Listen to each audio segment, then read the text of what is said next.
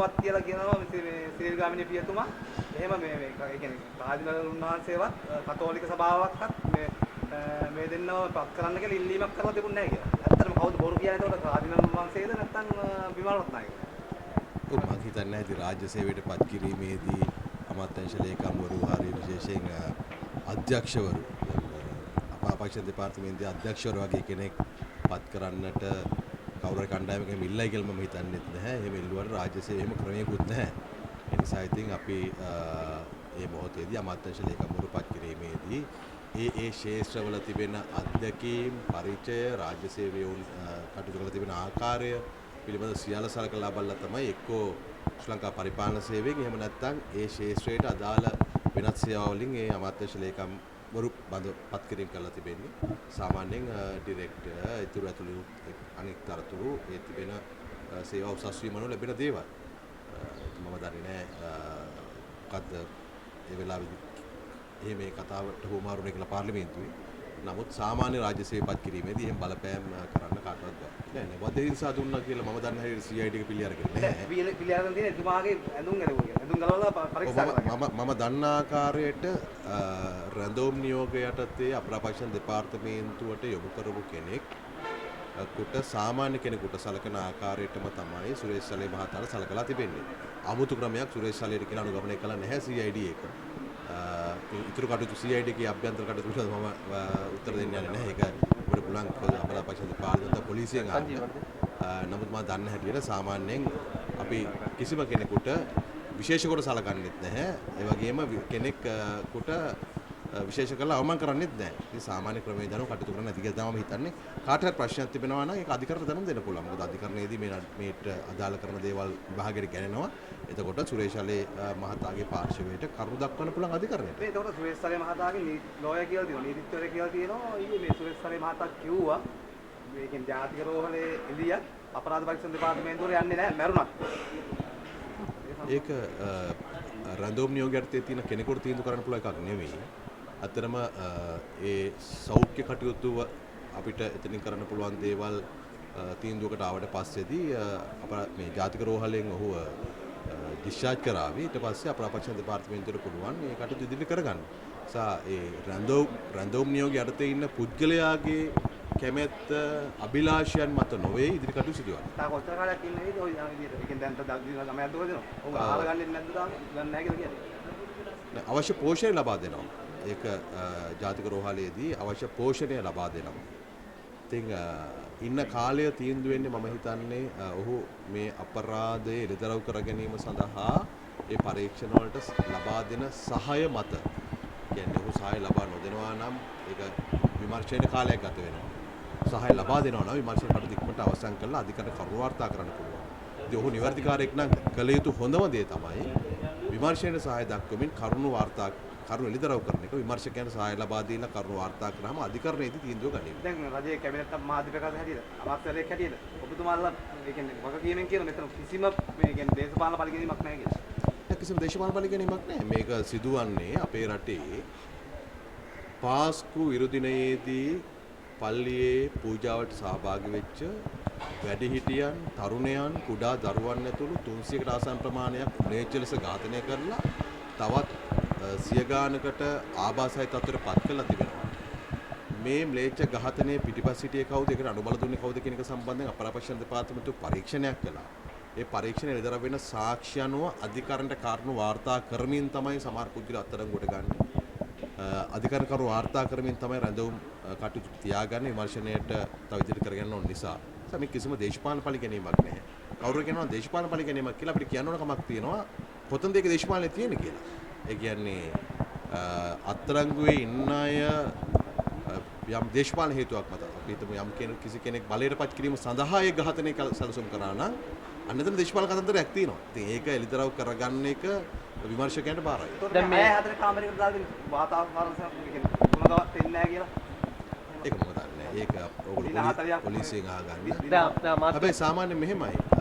හොඳට බැලුවොත් පෙබරවාරි මාසේ 27 වෙනිදා තමයි රැඳවුම් නියෝග ලබාගෙන සුරේෂ් සලේ මහතා ඉස්සෙල්ලාම අපරාපක්ෂ දෙපාර්තමේන්තුව බාරයට ගන්නේ. දින 90ක් හිටියා. ඒ දින 90 ඇතුළත ප්‍රශ්න මොකක්වත් තිබුණේ නැහැ. දෙවනි දින 90 ඩීఓ ගැහුවට පස්සේදී මට මතක ජුනි මාස 3 වෙනිදා විතර ගෝඨාභය රාජපක්ෂ මහතාට විදේශ ගමන් තහනමකට අධිකරණ නියෝගයක් ලබා ගන්නවා. ඒතකොට දින 90යි තවත් දින 10ක් පමණ රැඳවුම් නියෝග යටතේ හිටපු කෙනා ඒ කාල නැති ප්‍රශ්න කියන්න පටන් ගන්නවා ජුනි 3 වෙනිදා ගෝඨාභය රාජපක්ෂ විදේශ ගමන් තහනමක් පැනුවට පස්සේ. ඒකත් එක්කම මේ මෑත දවස්වලදී ඊයේ මම හිතන්නේ ගෝඨාභය රාජපක්ෂ මහතා තමන්ව අත්අඩංගුවට ගන්න එපා කියලා අධිකරණයෙන් නියෝගයක් ලබා ගන්න උත්සාහ කරනවා. එතකොට දැන් මේ ගෝඨාභය රාජපක්ෂ මහත්තයාගේ හැසිරීම ඊට පස්සේ සරත් වීරසේකර, දයාසිරි ජයසේකර, ගම්මන්පිල, විමල් විරවංශලා, දිලිත් ජයවර්ධන කණ්ඩායම මේ සලේ මොකක්වත් කට අරින්නේ නැහැ, සලේ කිසිවෙක් පාවා දෙන්නේ නැහැ කියන වගේ කතන්දර කිව්වහම මම කියන්නේ මේ ඒකෙන් අසාධාරණයක් අගතියක් වෙන්නේ කාටද කියන එක හොඳට පැහැදිලි. ඒ නිසා මේක වවන්න යන්නේ නැතුව පරීක්ෂණ නිසිපරිදි කරන්න සහාය ලබා දුන්නා හරි. දැන් සෞඛ්‍ය අමාත්‍යතුමනි දැන් ඔබතුමන්ගේ විෂයපතයට අදාළව මේ වෙනකොට පවතින්නේ ඩෙන්ගු අධ්‍යාවදානම් තත්ත්වයක්ද වසංගත තත්ත්වයක්ද මොකද්ද සුදුසුම වචනය මේ වෙලාවේ නම් කරන්න? වචනයට වඩා වැදගත් වෙන්නේ දැන් ඊයේ වෙනකොට රෝගීන් 43000ක් පමණ වාර්තා වෙලා තිබෙනවා. ජූනි 17 වෙනිදා දක්වා පසුගිය මාස කිහිපයටම මේ ජුනි මාසය තුලදී සාමාන්‍යයෙන් රෝගීන් 8000ක් පමණ වාර්තා වෙලා තිබෙනවා. එතකොට දිස්ත්‍රික්ක 14ක් අපි අඳුනාගෙන තිබෙනවා ඩෙන්ගු රෝගී පැතිරීමේ අවදානම් වැඩි. විශේෂයෙන්ම මේ වාර්තාවෙන් රෝගීන්ගෙන් 51%ක්ම වාර්තා වෙන්නේ බස්නාහිර ප්‍රාදේශීය දිස්ත්‍රික්ක තුනෙන්. කොළඹ, කම්පිටර, ගම්පහ, ඊට පස්සේ මාතර, හම්බන්තොට, ගාල්ල වගේ දිස්ත්‍රික්කවලත් ටිකක් අවදානමක් පවතිනවා. කෙසේ නමුත් රෝගය පාලනය කරගත හැකිව තිබෙන්නේ මේ මදුරු කීටයන් බෝවන ස්ථාන හැකිතාක් අඩු කර ගැනීම ඇතුළේ. ජනතාවගේ සංචරණය වළක්වන්න හරි ගෙවල් වලට ඉන්න කියන හරි කියන්න බෑ. පුළුවන් තරම් මදුරු කීටයන් බෝවන ස්ථාන වළක්වා ගන්න ඕනේ නැති කරන්නට ඕන. ඒ සඳහා දැන් රාජ්‍ය විශේෂ වැඩපිළිවෙලක් ජනතාවගේ සහායතය දියත් කරමින් පවතිනවා. ඒකට උදව් කරන්න. ඒතර මේ ස්ථාන රාජ්‍ය ආයතනවල, පෞද්ගලික ආයතනවල, පාසල්වල, දහම් පාසල්වල, ආගමික ස්ථානවල, පොදු ස්ථානවල මේ ආදී මදුරුවන් බෝවන ස්ථාන විනාශ කරන්න මේ රෝගීන් ප්‍රමාණය අඩු කර ගන්න පුළුවන්. ඊට පස්සේ ඒ ඇතුළත රෝගීන් ප්‍රමාණයට ප්‍රතිකාර කිරීමේ හැකියාව රාජ්‍ය රෝහල් පද්ධතියට පවතිනවා. දැන් මේ මොහොතේ පවතින තත්ත්වය රාජ්‍ය රෝහල් පද්ධතිය දරා ගන්න පුළුවන් තත්ත්වයක්ද තියෙන්නේ? සමහරව කියනවා රෝහල් පද්ධතිය මේ රෝගීන් ප්‍රමාණය ඉක්මවා ගිහිල්ලා තියෙන්නේ කියලා. ඒක සත්‍යතාවයක් තියෙනවද? තවම පුළුවන් අපිට ඒ රෝගීන් ප්‍රමාණය දරා ගන්න පුළුවන් කමක් තියෙනවා. මොකද මේක එක පාට වැඩිවීමක් වුණොත් තමයි මේ ප්‍රශ්නේ තිබෙන්නේ. ගොඩක් අය ඇත්තටම ඩෙන්ගු සස්පෙක්ට් කරලා ඇඩ්මිට් වුණාට සමහර තිබෙන්නේ වෛරස් වුණ තත්ත්වයක් තියෙන්නේ. ඒ අය දවස් කිහිපයකින් අපි ඩිස්චාර්ජ් කරනවා. ඒ වගේ ප්‍රාදේශීය රෝහල්වලට යොමු කරනවා.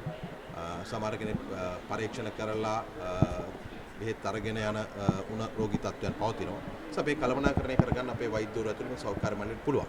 දැන් මේ විපක්ෂය නම් චෝදනා කරන්නේ ආණ්ඩුවේ වරදින් තමයි ඩෙන්ගු මේ තරම් වැඩි වුණේ කියලා. ඒගොල්ලෝ මං හිතන්නේ මැද පෙරදිග අර්බුදය අපේ වෙලාවෙත් කිව්වා ආණ්ඩු වර්ධිත තමයි ඒක වෙන්නේ කිව්වා. දැන් එල් නිනෝ ගැනත් මම හිතනවා කියයි සමහරට ආණ්ඩු වර්ධිත තමයි වෙන්නේ කියලා. ඕන දෙයක් ඒගොල්ලෝ ආණ්ඩු වර්ධිත තමයි සාමාන්‍ය ඉතින් ඒගොල්ලන්ට ඊට වඩා දෙයක් කියන්න තරම් කල්පනාවකුත් පහළ වෙන්නේ නැහැ. ඕන රටේ ප්‍රශ්නයක් සිදු වුණොත් ඒක බාහිරව සිදු වුණොත් අභ්‍යන්තර සිදු වුණොත් දිත්තකුණාටුව පවා ඒගොල්ලෝ හිතන්නේ දිත්තකුණාටුව පවා ඒගොල්ලෝ හිතන්නේ ආණ්ඩු වර්ධිත තමයි සිද්ධ වෙන්නේ කියලා. ඉතින් ඒ වෙන විපක්ෂයක් එක කතා කරන එක තීරමක් නෑ. මම යාර කියන්නට කැමතියි කරුණා කරලා ඔබත් ඒ වගේම ඔබේ සමාජිකයනුත් තමන්ගේ ගෙවල් අවට පිරිසුදු කරගැනීම සඳහා යොමු කරන්න. ඒක තමයි මේ වෙලාවේ රට වෙනුවෙන් කරන්න පුළුවන් හිලම දේ. එමත්තුමා ඔබතුමා ගෝඨාභය රාජපක්ෂ මහත්තයා ගැන අහුවෙන් දහන්නේ. දැන් මැතින් රාජපක්ෂ මහත්තයාට මාස ඇතුළත 4 වතාවක් කැඳවීමක් කරලා තියෙනවා. එතුමා ඉන්නවද සංකාරේ? මොකද කියන්නේ? එන්න ඉතින් අධිකරණයට කොහිටියක් කමක් නැහැ. අධිකරණයට එන්න ඒ අවශ්‍ය නියමිත දිනවලදී. එතකොට මේ අධිකරණ කටයුතු පහසු වෙනවා. ඉතින් මම හිතන්නේ රාජපක්ෂ පවුලේම කට්ටිය ඩයරියක් තියාගෙන ලකුණු කරගෙන කවුරු හරි මේ පොයින්ට් කරා නම් දින ටික මතක් කරන්න හරි පහසුයි. මොකද ඒක මිනිෂා කරුණටත් පහසුයි නඩු දින පිළිවෙලකට කරගන්න පුළුවන් කමක් තියෙනවා. පරීක්ෂකයන්ටත් පහසුයි. එතනින් එහාට විමර්ශන කටයුතු කරන්නත් පුළුවන්. දැන් ඊයේ අපි දැක්ක විපක්ෂයේ මේ മന്ത്രിවරු කියනවා මේ ඊළඟ ටාගට් එක යෝසිතගෙන් පස්සේ වසන්ත කරන්නාකොට කියලා. විපක්ෂ කට්ටිය එහෙම කියනවා නම් ඒකේ සත්‍යතාවයක් තියෙනට පුළුවන්. මොකද දන්නවද? ඒ කියන්නේ ඒගොල්ලෝ තමයි හොඳටම දන්නේ මේ අපරාධ වල ස්වභාවය. අපරාධ වලට හවුල් කට්ටිය කවුද කියන එක දන්නේ අපරාධ කරුවනම තමයි. ඒතකොට අපරාධ කරුවන්ගේ පැත්තෙන් කියනවා නම් අරයිට් ඊළඟ කෙනා මෙයා තමයි කියලා ඒකේ විමර්ශකයන්ට ගති උත්තක් තිබෙනවා. ඒ කියන්නේ කිසිම සමාවක් නැහැ. අන්තිම වශයෙන් කිසිම සමාවක් නැහැ වැරද්දක් කරලා තියෙනවා. අධිකරණය තමයි තීන්දුව ප්‍රකාශයට පත් මම අහන්නේ ඔබතුමාලා ආණ්ඩුව යටතේ. ආණ්ඩුව නීති ක්‍රියාත්මක වෙනවා. ඇත්තටම ආණ්ඩුව නොවේ අධිකරණයෙන් තමයි තීන්දුව ලබා දෙන්නේ. ආණ්ඩුව කියන අපේ අමාත්‍යාංශයට අයිති පොලිසිය හරි අපරාපක්ෂ දෙපාර්තමේන්තුව හරි නීතිපති දෙපාර්තමේන්තුව හරි ඒවා කටයුතු කරන්නේ ඒ අධිකරණයට නඩු ගොනු කිරීම සඳහා අවශ්‍ය කරන සහාය ලබා දීම තමයි සිදු කරමින් යන්නේ.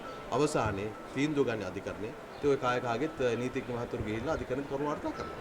ඔබතුමාට දේශපාලකයෙක් වශයෙන් දැන් මේ රාජපක්ෂ වරුන්ට මේ යන තත්ත්වය අනුව කුමන දේශපාලන තත්ත්වයක් උදා වේද ඉදිරියේ? ඒක මම දන්නේ ඒගොල්ලෝ කරපු වැඩ අපිට වඩා දන්නේ ඒගොල්ලෝ. මොකද අපි දන්නේ දැනට අපරාධ පරීක්ෂකයන් විසින් විමර්ශනය කරලා අධිකරණයට කරුණු වාර්තා කරාම තමයි අපි දන්නේ. නමුත් අපරාධ වලට සම්බන්ධ අය දැන්ට හොයාගෙන තිබෙන දේවල්, හොයා නොගත්ත දේවල්, තව යටගහලා තියෙන දේවල් ඔක්කොම දන්නේ අපරාධ කරුවා සහ අපරාධ සහායකයන්. ඉතින් ඔවුන් බය වෙලා ඉන්නවා නම් ඒ කියන්නේ වැඩේ හරියටම යනවා කියන එක. හැබැයි ප්‍රකාශ වලින් පේන්නේ මුකුත් කරේ නැහැ වගේ. ඒගොල්ලෝ මර්ධනය කරනවා කියලා. සාමාන්‍ය මං හිතන්නේ දැන් උදේ සිල්පතට